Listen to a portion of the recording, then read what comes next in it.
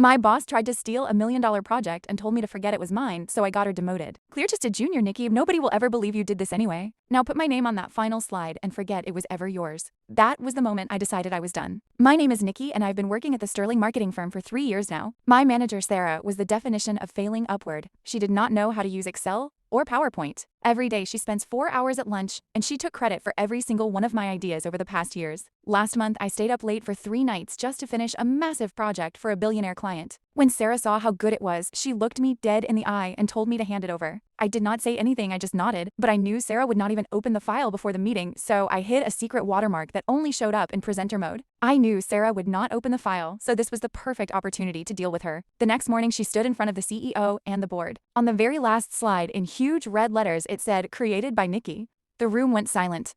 Sarah's face turned white as a sheet.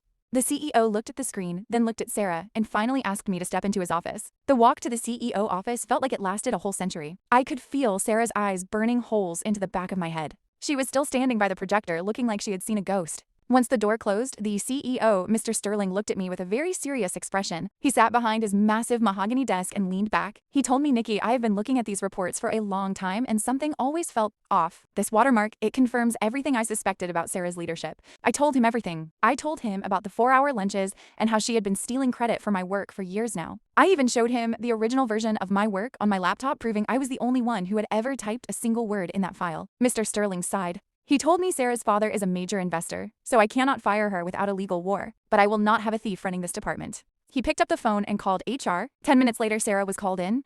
Something happened in that room that nobody expected.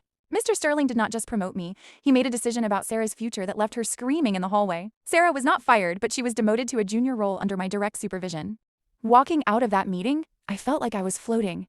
But for Sarah, the nightmare was just beginning. Because her father was a major investor, she stayed in the company, but she was moved to the smallest desk in the corner, which was my old desk. Monday morning was the first time I walked into the office as her boss. I wore my best suit and held my head high. As I passed her desk, she did not even look up. She was staring at an Excel sheet like it was written in a foreign language. I tapped on her desk and said, "Sarah, I need those client reports on my desk by noon. And make sure they're original work this time." Her face turned a deep shade of red. She hissed, "This is not over, Nikki. You think you can just step into my life? You are lucky I did not have my father pull his funding today." I did not blink. I leaned in and whispered, "If your father pulls his funding because you were caught stealing, he will be the laughingstock of the city. Now get to work." 2 days later, I noticed something was wrong. A major file for the billionaire client had vanished from the shared drive. I knew exactly who did it. Sarah was sitting at her desk, smirking behind her monitor. I did not panic. I walked into the break room where she was making coffee and said, "Sarah, the client file is missing. If it is not back in 5 minutes, I am calling IT to track the last person who accessed the delete button. And we both know that they lead straight to your login." The smirk vanished. She spilled a bit of her coffee and started stammering. "I must have moved it by accident," she lied. "Move it back," I said. "And while you are at it, this coffee is for the interns. I take mine black, so go get me a fresh one." The look on her face was worth more than $1 million project. For years, she had made me feel small. Now she was realizing that her father money could not buy her respect, and it definitely could not do her work for her. By the end of the week, the entire office had shifted. People who used to ignore me were now bringing me lunch. And Sarah was finally learning what it felt like to be a junior. She tried to corner me in the elevator on Friday. She said, "You really think you are better than me, do you not?"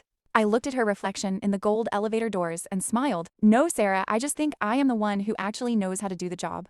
Have a great weekend, Junior.